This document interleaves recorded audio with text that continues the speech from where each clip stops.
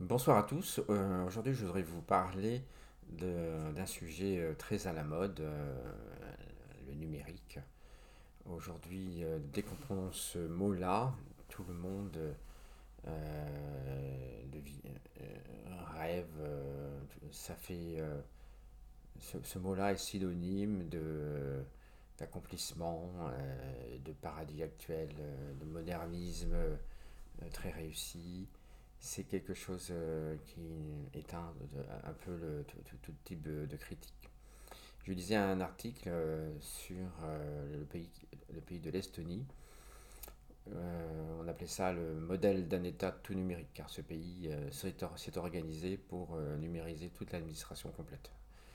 Donc c'est bien sûr le rêve de toutes les administrations, mais aussi de beaucoup d'hommes politiques, euh, où on aurait quelque chose de totalement maîtrisé, organisé, contrôlé. D'où le lien avec le concept de Big Brother, évidemment, puisque là, si tout est contrôlé, eh bien, on n'a plus de marge de liberté. Tout ce qu'on fait, tout ce qu'on pense, toutes les actions qu'on mène, tout ça est enregistré et peut faire l'objet, bien sûr, d'un certain nombre d'analyses bien sûr de contrôle. Un pays dont... Alors, ce qui était drôle dans cet article, c'est que on dit que ce pays est un pays sans bureaucratie. C'est comme si donc le fait de tout numériser faisait disparaître la notion de bureaucratie. C'est très amusant, parce qu'en réalité, c'est pas tout à fait la vision que j'en ai. Le, si bureaucratie, c'est le gouvernement des, des fonctionnaires de l'État, hein, eh bien, non, ça n'a pas disparu, c'est simplement que c'est une autre façon d'agir et surtout une façon plus, entre guillemets, efficace pour contrôler les citoyens. Voilà, donc la bureaucratie est plus que jamais là, à mon sens, et puissante. Et après, la question qui est sous-jacente, bien sûr, c'est l'efficacité. Bon, on dit, tiens, on va tout numériser, comme ça sera efficace. L'être humain n'est pas toujours très fiable. Au moins, la machine, le numérique permettra une automatisation complète de tout et évitera l'erreur humaine. Alors parlons-en. Comme c'est quelque chose qui n'est pas très interactif, hein, par définition, je sais, on parle beaucoup aussi d'intelligence artificielle, mais là, on ne parle pas de cela dans les médias.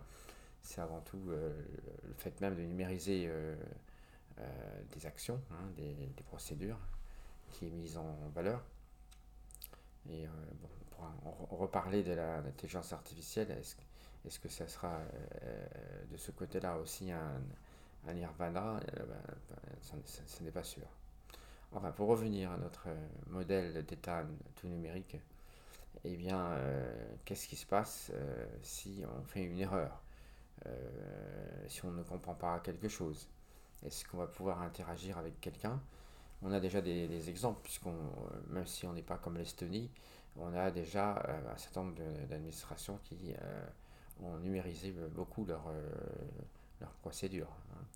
On déclare ses impôts en ligne, on gère la sécurité sociale en ligne aussi, et ainsi de suite. Il y a un certain nombre d'administrations qui fonctionnent aujourd'hui quasiment que par Internet, hein. Mais justement, la pratique de ces administrations françaises montre que il y a quand même quelque chose qui ne va pas. Si, comme ce n'est pas interactif et comme tous les cas n'ont pas été forcément imaginés, et bien quand on tombe sur un cas qui est plus ou moins atypique, là on ne sait plus trop quoi faire, on ne sait pas à qui s'adresser en fait, hein. On est bloqué, et on a en face un système qui est bête et méchant et qui euh, fonctionne avec les données qu'on lui a donné de suivre, mais il n'interagit pas. Donc on ne sait plus quoi faire, qui contacter, vers qui se retourner en fait. On se sent un peu isolé, voilà. Et finalement, On a beaucoup reproché aux administrations un comportement un peu d'irresponsabilité. Eh bien, il semblerait que le fait de numériser toutes ces procédures ne va pas dans le bon sens sur le plan de la responsabilisation, puisque s'il y a des choses qui ne vont pas, qui sont mal imaginées, mal faites, eh bien, on est devant des situations d'irresponsabilité caractérisées. Voilà, donc, par rapport à tout cela, on est quand même un peu démuni. Et si c'est ça notre futur, on peut vraiment s'inquiéter de la suite du jeu. Alors vous me direz, puisqu'on est sur une vidéo liée à la notion de vocation, quel est le lien entre toute cette question tous ces dangers de la numérisation et la vocation des êtres humains? Eh bien, c'est simple. Le, à partir du moment où des systèmes sont automatisés, mécanisés, ça signifie que l'être humain n'est plus là, quoi. Il disparaît, hormis celui qui a programmé la machine, hein, évidemment, mais l'être humain n'est plus là, il est disparu. Donc c'est le degré zéro de l'action humaine, hein, de la compétence humaine. Et or, dans la vocation, c'est tout à fait le contraire. On cherche à atteindre le degré 100, 100 sur 100 de l'apport, de l'impact humain. Donc c'est amusant de regarder les deux. Dans la vocation, la pratique de la proactivité est puissante. Hein, on est dans même dans ce qu'on appelle l'intelligence collective, même si la collectivité peut démarrer à deux personnes, deux ou trois. Hein. Mais en tout cas, le fait d'intégrer la notion de proactivité dans le process même de travail fait que le 1 plus 1 va être 10 ou 100 ou 1000. Il y a création de richesses humaines et intelligentes de par les échanges entre les gens. Hein. Donc, et tout le processus de développement, de la construction du projet vocationnel et de l'extraction en projet professionnel, tout cela, en fait, se fait au prix de beaucoup d'interactions, de beaucoup d'allers-retours, de beaucoup de réflexions, de beaucoup d'intelligence humaine. Donc là, l'être humain retrouve ses lettres de noblesse, il est omniprésent.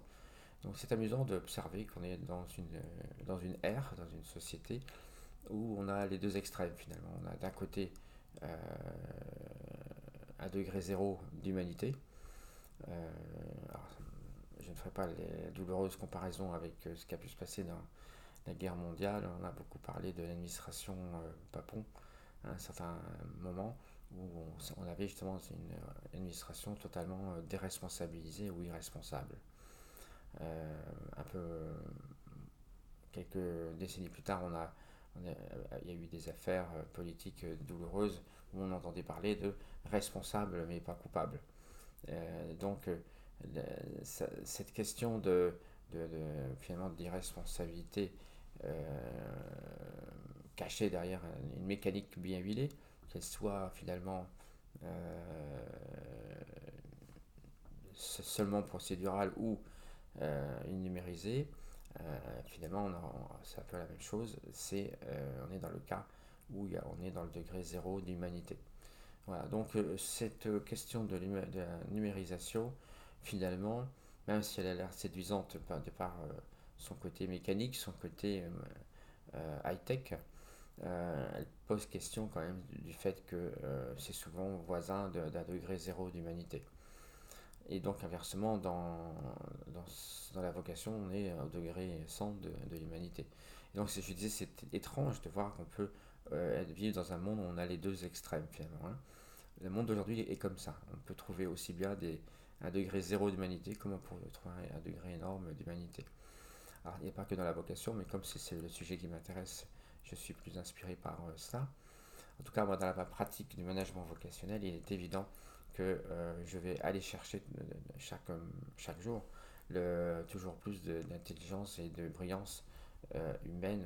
Je vais permettre et aller inciter finalement les personnes à se remettre en question, à mener des travaux de réflexion, mener des travaux d'analyse, effectuer des choix, s'engager dans leurs choix, engager des gens dans leur choix.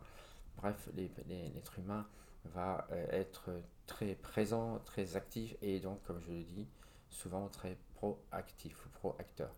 Donc la personne, l'être humain, est aux premières loges pour s'engager dans des choses qui portent souvent des valeurs ajoutées importantes, tant sur le plan humain que sur le plan économique.